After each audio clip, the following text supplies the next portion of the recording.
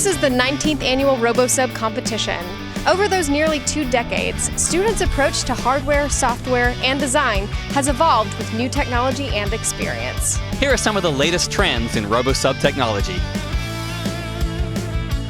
Some teams are writing or utilizing simulation software, which digitally replicates the Transdeck course.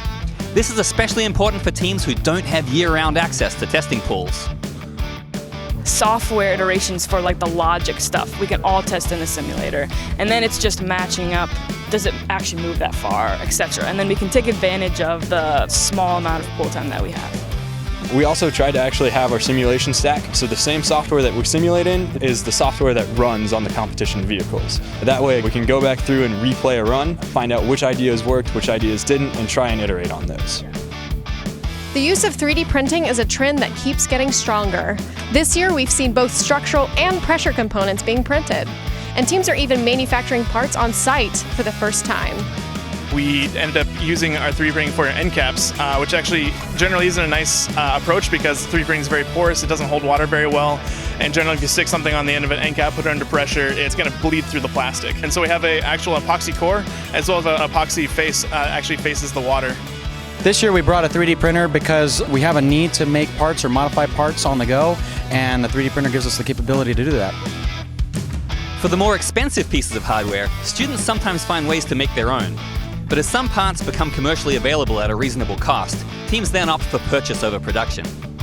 This is a high school team, we don't have an enormous budget, and connectors are ridiculously expensive. So we just came up with a simple connector that just uses basic plumbing equipment. It costs like $5. It's a little bit more of a hassle than a connector you normally buy, but it's really cheap and it works really well.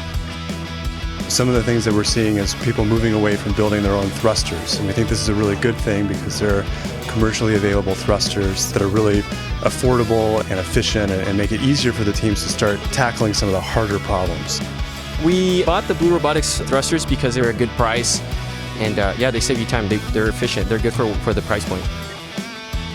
For the first time in the history of RoboSub, teams brought multiple subs to compete with. We wanted to be able to run mission tasks in parallel, so we thought we'd build 2 submarines and have them coordinate over acoustic communications. Then during the mission live, they could talk to each other, figure out which sub had done which task, so we could essentially run the course twice as fast.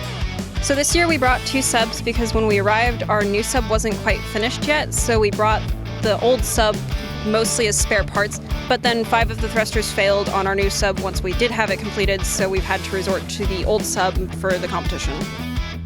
As teams work to optimize their bots and their budgets, trends in hardware, software, and electronics will continue to evolve for years to come.